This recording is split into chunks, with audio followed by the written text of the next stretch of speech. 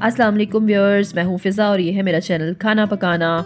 आज मैं आपके लिए लाई हूँ लबिश शीरीं की रेसिपी। ऐसा कमाल का डिज़र्ट जिसे अब अगर बनाकर आप अपने गेस्ट्स के सामने रखेंगे तो वो तारीफ़ किए बिना नहीं रह सकेंगे, क्योंकि इसमें जो चीज़ें यूज़ होती हैं वो इस डिज़र्ट को बहुत ज़्यादा टेस्टी बना देती हैं। तो चलिए बनाते हैं। सबसे पहले मैंने 1 लीटर दूध लिया है, उसमें मैं आधा कप चीनी डालूँगी।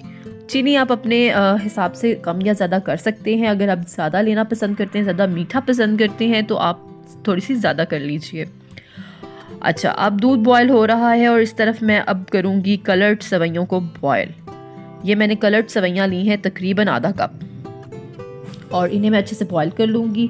और जैसे ही ये बिल्कुल देखिए ये गल चुकी हैं और बस अब इसे मैं छान के अलग से रख लूँगी। इसके साथ मैं तैयार करूँगी अब जेली। जेली आप किसी भी 2 फ्लेवर में ले सकते हैं। मैंने स्ट्रॉबेरी और बनाना जेली ली है। तो उसको बनाने का तरीका ये है कि जेली का जो एक पैकेट होता है उसमें 2 कप पानी के इनफ है। 2 कप पानी के डालें, चीनी डाली और चीनी सिर्फ 1 टीस्पून डालनी होगी। इसमें खुद भी चीनी होती है जेली में।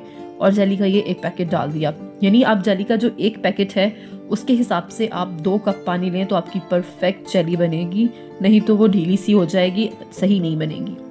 तो ये रेड कलर की जो जेली है ये मैंने तैयार कर ली है।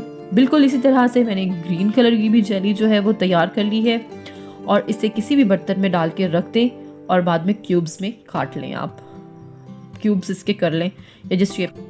दूसरी तरफ दूध बॉयल हो चुका है। अब इसमें मैं जो बॉयल करके सेवइयाँ रखी हुई थी वो मैं दूध में शामिल कर दूंगी। अच्छा, अब लबिश शीरीं में 2 चीज़ें जो हैं वो मिक्स करके सेवइयाँ भी जाएंगी और हम कस्टर्ड पाउडर भी इसमें डालेंगे। कस्टर्ड पाउडर मैंने वनीला कस्टर्ड लिया है।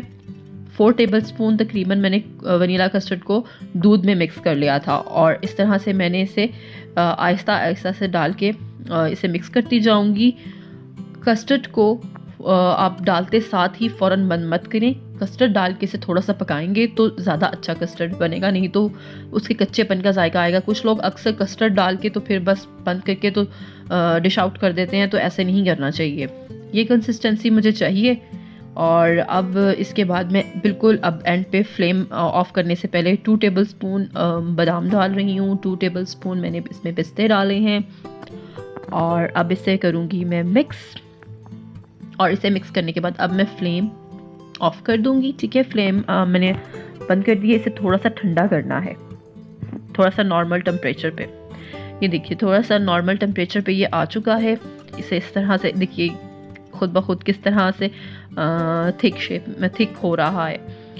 अच्छा, अब इसमें क्या करना है, थोड़ा सा नॉर्मल टेम्परेचर पे आ गया है। अब इसमें फ्रूट ऐड करना है।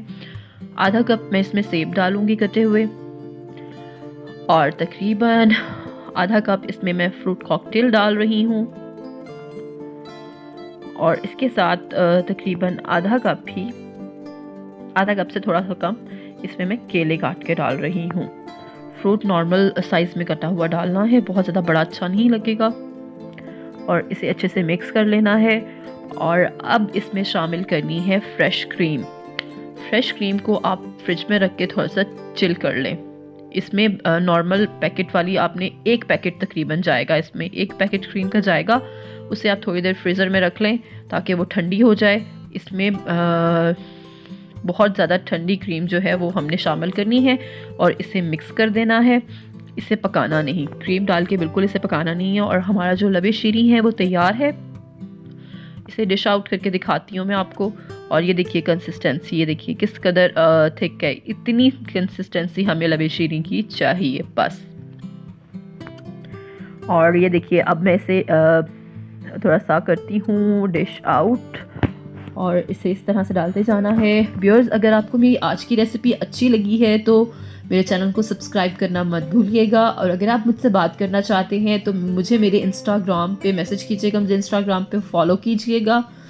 और अच्छा, इसे डिश आउट कर दिया है मैंने। अब जो जेली मैंने बनाई थी रेड और ग्रीन कलर की, उससे मैं इसे उसको इस पे गार्निश कर दूंगी। और इस तरह से जेली रखने के बाद थोड़ा सा ड्राई फ्रूट का टच दूंगी, कटे हुए बादाम और कटे हुए पिस्ते वो इस तरह से इस पर डाल दूँगी और हमारा लबे शीरी जो है वो तैयार हो चुका है। तो मुझे आपके कमेंट्स का इंतज़ार ही रहेगा। मुझे ज़रूर बताइएगा मेरी आज की रेसिपी आपको कैसी लगी।